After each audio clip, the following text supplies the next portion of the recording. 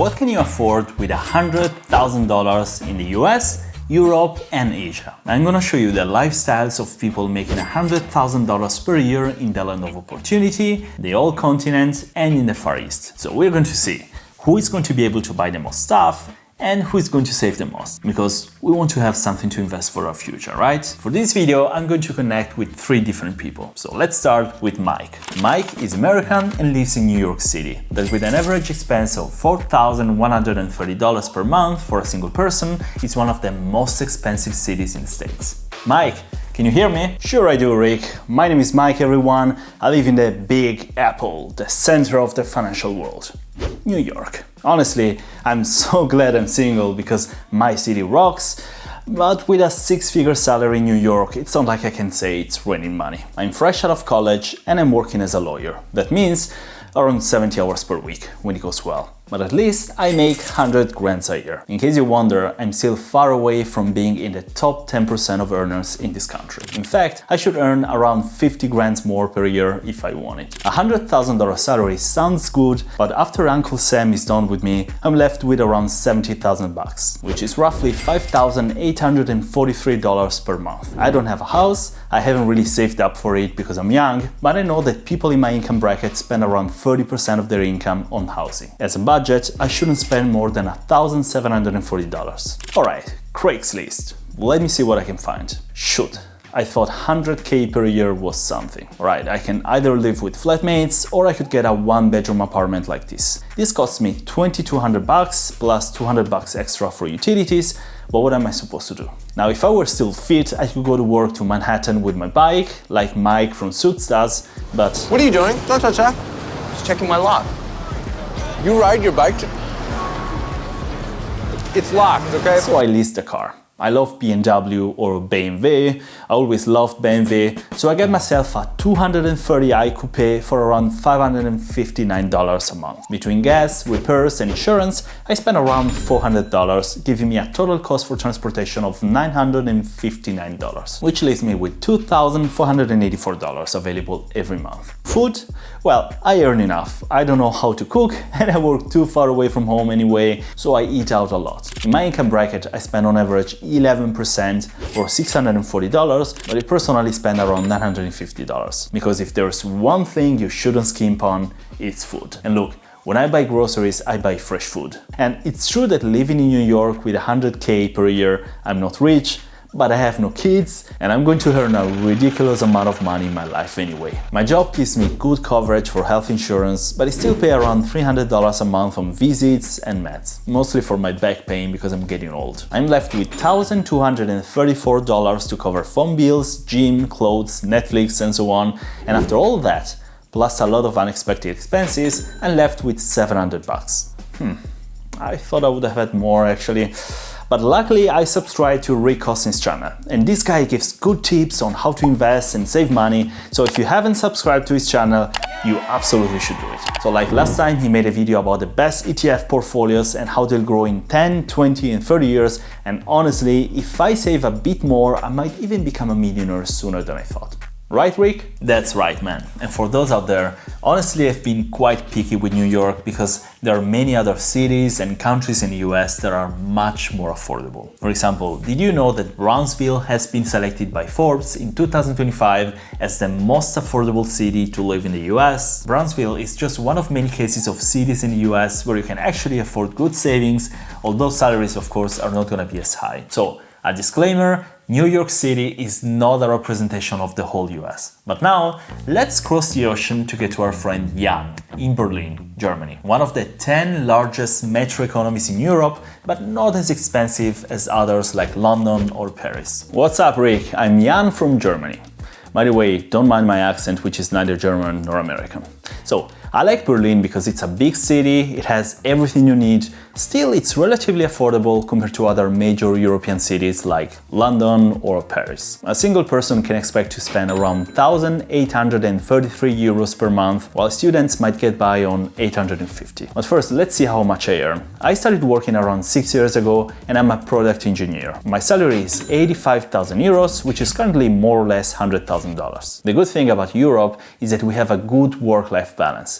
At least here in Germany. I work 8 hours a day, and whenever I work even half an hour more, I get more money or more holidays. Work is pretty comfortable, labor unions here are pretty strong in a corporate environment and have flexible hours. By the way, if you wonder, with 85,000 euros, I'm still not within the top 10% of earners in Germany, because for this I need almost 100,000 euros, but I'm for sure way over the top 20%. Now, Germany unfortunately is not famous for low taxes. In fact, if I earn 85,000 euros per year, which is 7,083 euros per month, considering taxes, pension insurance, unemployment insurance and health insurance, I'm left with 4,241 euros. I have to admit though that having public insurance is a luxury that we must appreciate here in Europe. No matter what you need, with a personal card, you just go to the doctor for free and he sends you to any specialist for free because you pay the fee once per month with a salary. And if you lose your job or earn less than a certain amount, you get health insurance coverage for free. When I moved to Berlin from my hometown, I looked for a flat and I found 3-room apartments for around 1,200, 1,400 euros plus utilities. I chose this one for 1,472 euros because I have a girlfriend and I plan to have only one kid, like almost everybody nowadays. This is 61 square meter or 650 square feet. So it's enough for us. It's not in a city center, but in Berlin we are really good connected with public transportation, and we Germans love public transportation. I spend around 300 euros in utilities and 106 euros for the monthly ticket of public transportation. By the way, here in Germany many of us use bikes, and when we don't, we use public transportation. So I don't need to waste any money on a car. After housing and transportation, I'm left with 2,363 euros, which is roughly 2,800 bucks. Slightly more than the 2,500 bucks my American friend was left with after the same expenses. What about food? Well, I can't really cook well, but I try to eat at home as much as possible. What's good here is that normal groceries at the supermarket are not as expensive as in the US. For me and my girlfriend, I spend around 300 euros per month on groceries and an additional 150 euros on eating out. After that, I'm left with 1,913 euros. Now, actually with this, I covered all my musts. And the 1,913 euros are 45% of my net salary. So I still have some money to give out. I go to the gym, which costs me 45 euros per month. I have Netflix and have video games. And with all this, I spend an additional 200 euros per month, leaving me with 1,713 euros as savings. Obviously, we like to go on vacation at least once a year in the beautiful Italy, which leaves us with 250 euros less savings per month on average. But still, I have around 1,500 euros per month that I invest with the Trade Republic brokerage, which is a German brokerage used almost everywhere in Europe. By the way, you can download it too using the link in the description below or scanning this QR code. And by starting investing, you get a free stock with a value of at least 10 euros and 2% on your cash. Try it out. Oh, and 1,500 euros per month is exactly what I invest every month. And if it goes well, I can retire at the age of 50 as a millionaire. But there's still time for that. That's good, you're investing so much, Jan. Way to go. Now we're going to move to Riccardo. Riccardo is Italian, and right after graduation he moved to Tokyo, Japan, where he works as a data engineer for a big corporation. He's earning around 14,500,000 Japanese yen, which is equal to 100 grand per year. Riccardo, are you there? Yes, I am, Rick. Thanks for having me. Now, Japan is really a particular country. That's why I decided to move here. Everybody's polite, everybody's respectful, it kind of feels like you're in another dimension. But the main reason why I moved after university was that I knew that Japanese firms hire a lot of new graduates and plan to train them across departments to commit them for the long term. Since I'm not the guy that likes hopping from a job to another and I want to feel really part of a company, I came here. This might be a little different than the US that focuses on specialists or Europe that has a slightly more mobile workforce. Anyway, as a data engineer, I earned the equivalent of $100,000, which is 14,500,000 Japanese yen. Before showing you the taxes I pay, let me be clear.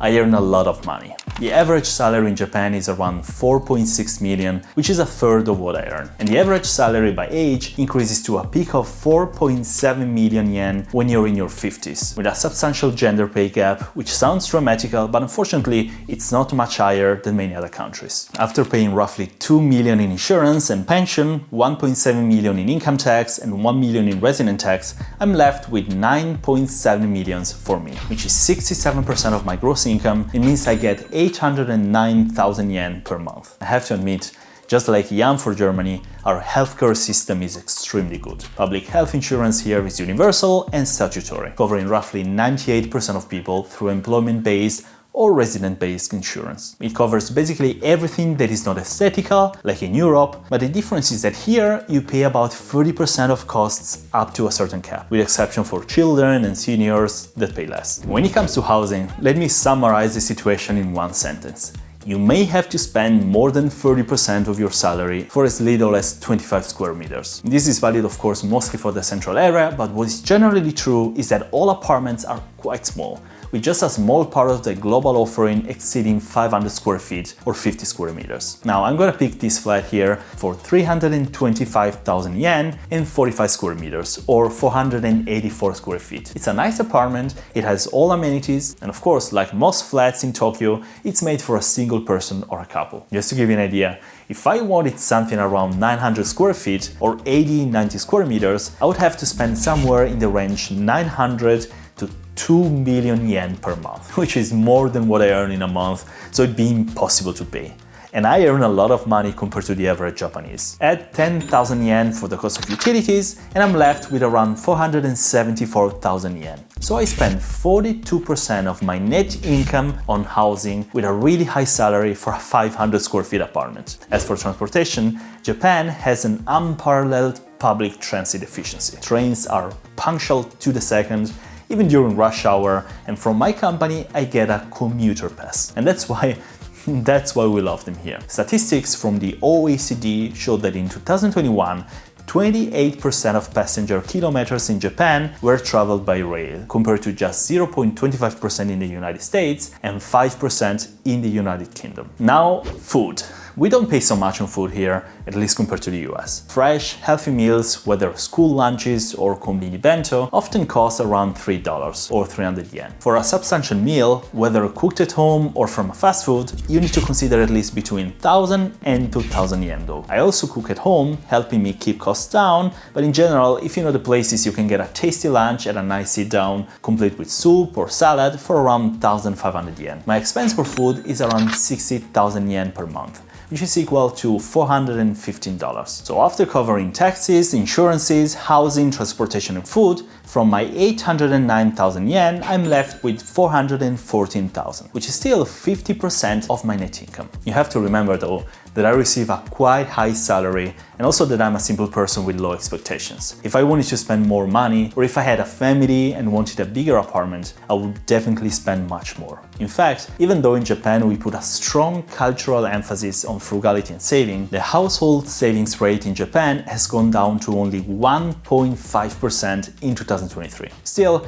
compared to the US or Europe, Japan maintains a higher than average savings rate, historically around 4% average. But here is the problem in Japan. When it comes to the percentage of cash and deposits in relation to our total assets, while in the US it's 13%, 23% in England and 33% in the Eurozone, our households hold over 50% of their assets in cash and bank deposits. This means that we don't invest enough like Europeans and above all, not like Americans do. So that's why I always talk to my Japanese friends about Rick and his channel, and if you haven't subscribed to it, you should do it. Now, obviously, it's hard to make a general comparison between continents, and no matter which cities you end up choosing, they are never going to reflect the average of the continent or the country. If you were to earn $100,000 and you lived not in Tokyo but somewhere in Thailand, you would probably live like a king in a paradise. If you earned that sum in Europe, your best choice would be to spend it in a southern country like Italy or Spain, but in relation to Asian countries, you'd notice that in Europe there is not such a high spectrum of different costs of living. Of course, you'd spend more on housing in Paris or London compared to a city in the south of Italy, but you wouldn't be able to just move to a place and suddenly live like a king. So I want to give you a last important message before ending the video.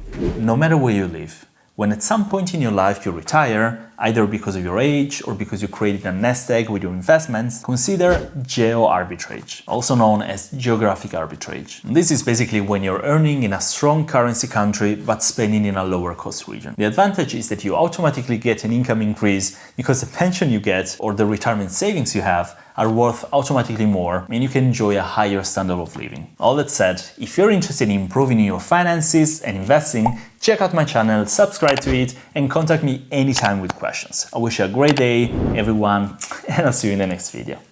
Ciao.